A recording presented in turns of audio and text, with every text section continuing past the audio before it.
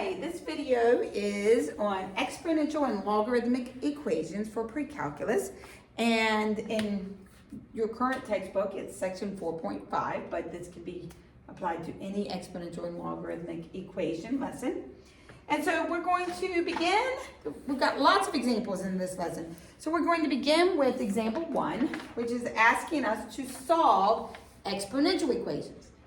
Well, our goal here is to solve for an exponent. Now, remember, if we can make the 3 and the 7 the same base, easy peasy, but we can't. So what do we have that allows us to find an exponent? That's right, we have logarithms. And so in this situation, we can turn this into a logarithm, or another technique that I prefer to use, because then I don't have to remember how to put bases that aren't 10 or aren't e in my calculator. I know I need a logarithm, so I'm allowed to do anything I want to this equation as long as I do it to both sides. So I'm going to take the common log, notice I said common log, so base 10 of this side, and then whatever I do to one side, I have to do to the other side to keep it balanced. Then, because I took the common log of both sides, I'm going to begin to solve for x. But this x is in the exponent, which is a problem. But now that I've turned it into a logarithm, we know that the exponent can move where? That's right, to the coefficient.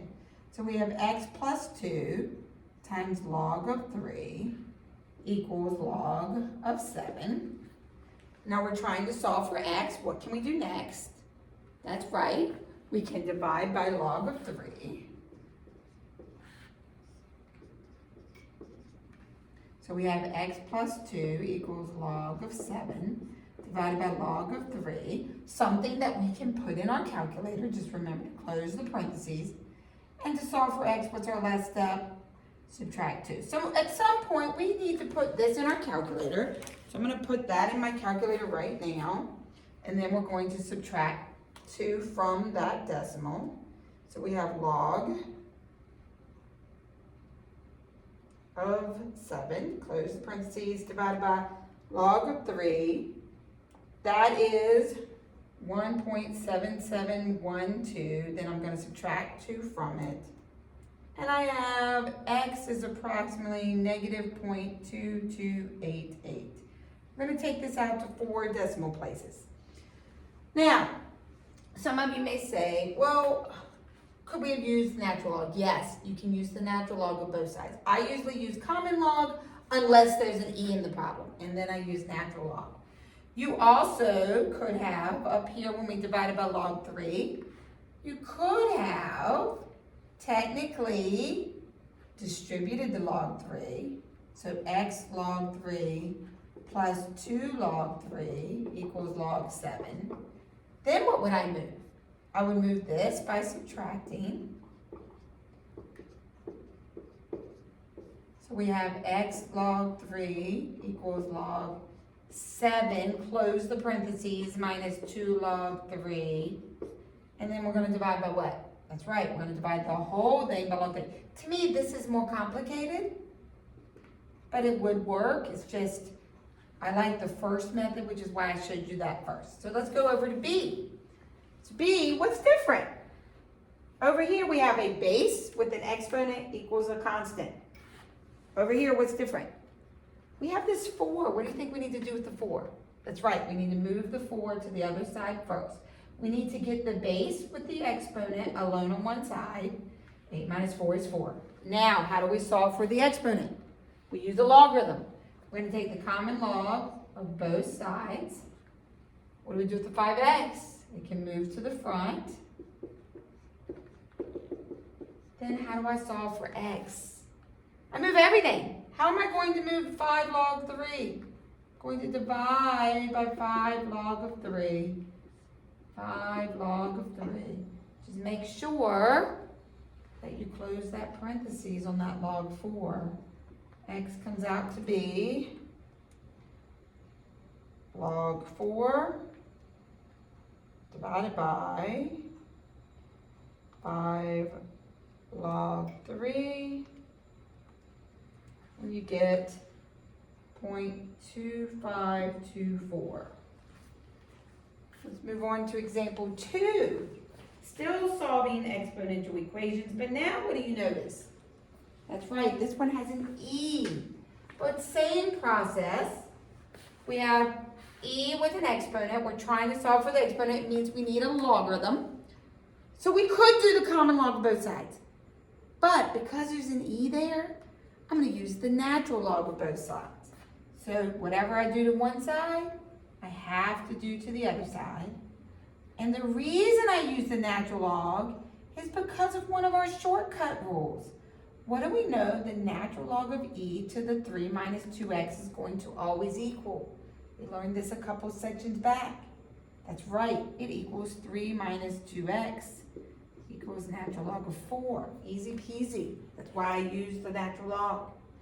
Then we're going to solve for x. Subtract 3, so negative 2x equals natural log of 4 minus 3. And then finally divide by negative 2. At some point, I'm going to put all of that on my calculator. So natural log of 4 minus 3 divided by negative 2 is 0.8069. So we solved it algebraically. So then it asks us to solve it graphically. So it wants us to graph this situation and find the solutions. How would we do that? We're trying to find where this function equals this function. That's right, we're going to go to y equals. y1 is going to equal the left side. y2 is going to equal the 4. And we're trying to find, if we're finding where they're equal, we're trying to find where the two graphs do what? That's right, we want to find where the two graphs intersect. So I am entering the graph so you can see what it looks like. I'm going to hit graph. So I entered my y1 and I entered my y2. And I have the blue curve, which is the E curve, and I have the horizontal line, which is the 4. I need to find where they intersect. So second calc, intersect, first curve, second curve, guess, and it went right to my intersection point, which is, look at that, 0.8069. I erased my algebra, but it's the exact same answer. Finding it graphically instead of finding it algebraically. So two different ways to solve the same problem. Let's move on to example 4. Example 4, we're solving. What does this look like? 3 terms, a constant, something in the middle. What happens when I square? What's e to the x? When I square it, e to the 2x, it's a what? That's right, whoever said quadratic, it is a quadratic, which means I can factor it. What are factors of -6 that add up and give me -1 in the middle? That's right, -3 and +2. Usually we have x and x here, but what's it going to be for this problem? E to the x and e to the x. So we set each one equal to 0. We solve e to the x equals 3. How do we solve an exponential function? We turn it into a logarithm. We can either take the natural log of both sides, or this is a simple one. It's going to be base e is natural log of 3 equals the exponent. That's one solution. This one you get e to the x equals -2. So you do natural log of -2 equals x. Uh-oh. Can we ever take the logarithm of a negative number? No. E to the x is never going to equal a negative number. Think about it. This is your e to the x function. This is it. It goes through 0, 1. It has a horizontal axis of 0. Is it ever going to equal -2? No, it's never going to be negative. Therefore, that's no solution. The only solution is natural log of 3. So let's move on to the next example in our notes. So we have one more exponential, and then we're going to move on to logarithmic equations. So this example 5 wants us to solve 3x times e to the x plus x squared times e to the x equals 0. What do you think you do first? Factor. And what type of factoring can we do? GCF. What's the GCF? We can pull out an e to the x. What else is common? X. So if we pull out an x e to the x, it leaves in the first position 3. In the second position plus x. And then we set our factors equal to 0. We have x equal to 0. We have e to the x equal to 0. And we have 3 plus x equal to 0. This one's done. This is x equals negative 3. That's easy. Let's talk about e to the x equals 0. Remember that e to the x graph. This is what the e to the x graph looks like. When will this e to the x graph with a horizontal asymptote of 0 ever equal 0? It won't. So your only solutions are 0 and negative 3. So let's move on to logarithmic equations. So now we are going to have logarithms that we are going to solve. So, just like with exponential, we had to turn it into a logarithm to solve it. With logarithms, what are we going to do? We're going to put it in exponential form. What would exponential form of log base 2 of x plus 2 equal 5 be? The base is 2, the exponent is 5, and it equals x plus 2. What's 2 to the 5th? 32 equals x plus 2, so x is 30. You can check it. 30 plus 2 is 32, 2 to the 5th is 32. Natural log of x equals 8. We're going to put it in exponential form. What's the base? Natural log, the base is e. What's the exponent? 8. What's it equal? X. That's an exact answer. Now, I could get my calculator. I have an E button. I could do, let me clear my calculator, second e to the x 8, and that tells me it's 2,980. So if you really want the decimal, 2,980.95798. So 9580 is the approximate answer. Notice I rounded. It's not exact anymore. So if this is a no calculator part of the test, you would stop here. If it's a calculator part, either answer. Since it's calculator, you could give me the decimal. Okay, move on to C. What do we have to do?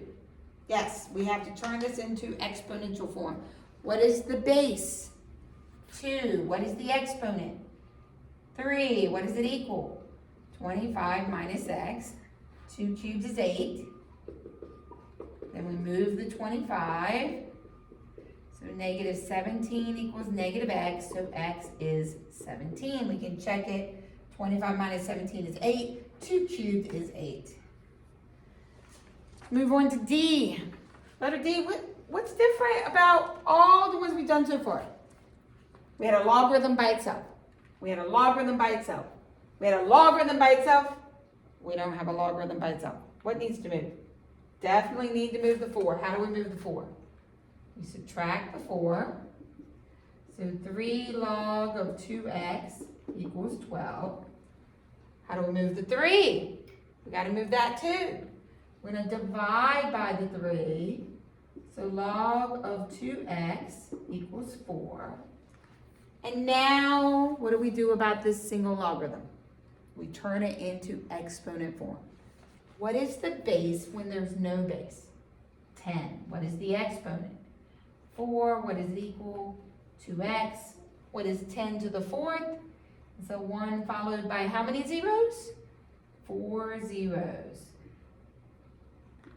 And then we divide by 2. So 5,000 equals x.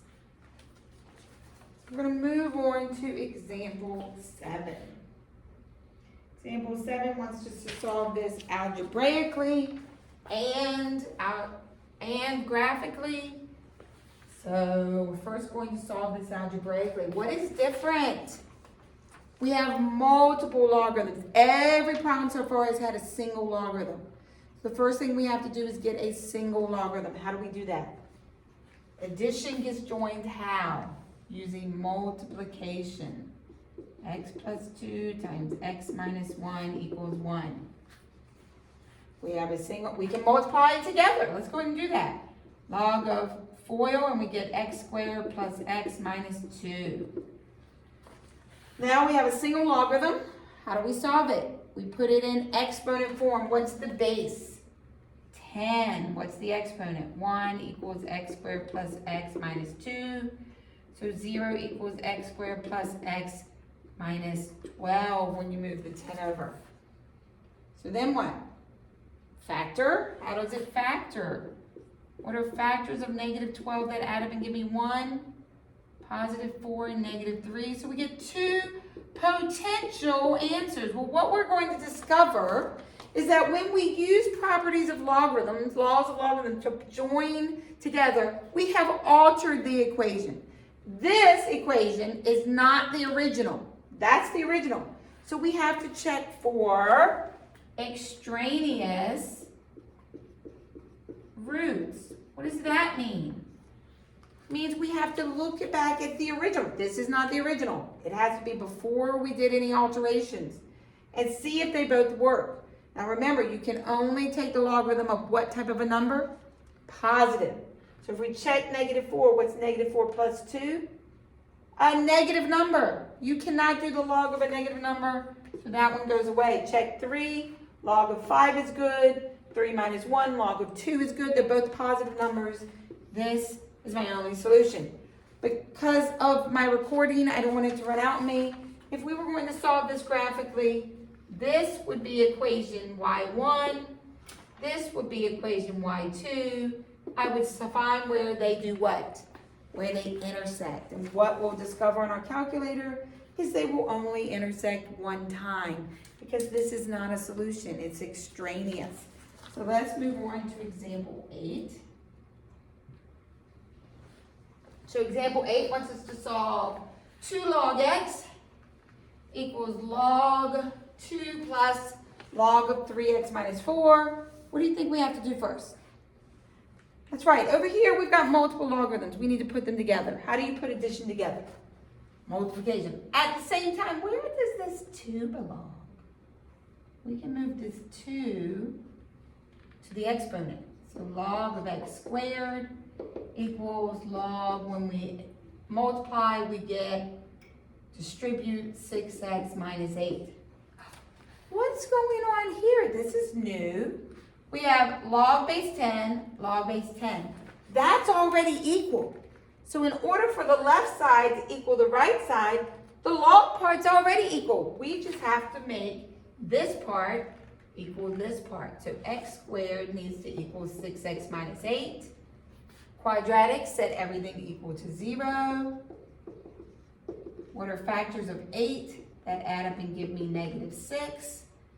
X minus 4, x minus 2. So we get 2 potential solutions. But remember, we've made alterations, so we need to change and see. We need to check and see if any of them are extraneous. Log of 4 is fine. Let's check here. 3 times 4 is 12. 12 minus 4 is 8. We're good to go. Check 2. Log of 2 is good. 3 times 2 is 6. 6 minus 4 is 2. We will be fine with both of these. Neither one of them is extraneous. They both work. Let's move on to example 9. 9, we have log base 5 of x plus 1 minus log base 5 of x minus 1 equals 2. What are we going to do first?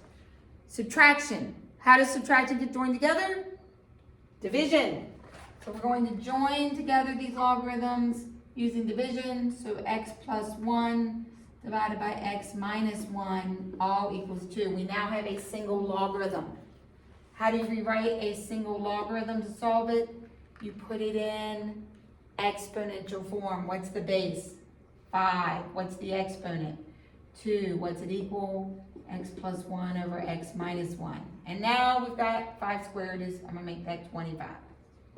Now what? We don't like that denominator. What do? Multiply both sides by x minus 1. We get 25x minus 25 equals x plus 1. Then what? Solve for x. Move your x. 24x, add your 25, equals 26. Divide by 24. 26 over 24, or 13 over 12. And we check. 13 over 12 plus 1 is positive. 13 twelfths minus 1 is 1/12, also positive. We're good to go. So let's move on to example 10. Almost done. I'm trying to beat the timer on my phone because I don't know how much room I have on my memory. Okay, number 10, we have x squared equals 2 times the natural log of x plus 2. And it wants me to solve this graphically. And the reason it doesn't even ask me to try algebraically is because we wouldn't be able to get anywhere. We have an x squared that's like a regular x, but then we have an x that's inside. We can move the 2 here, but this cannot equal this because they're not both logarithms. I can't put it in exponent form because then I would have e to the x squared equals x plus 2. I'd have x's all over the place. So the only way to solve this is to graph it.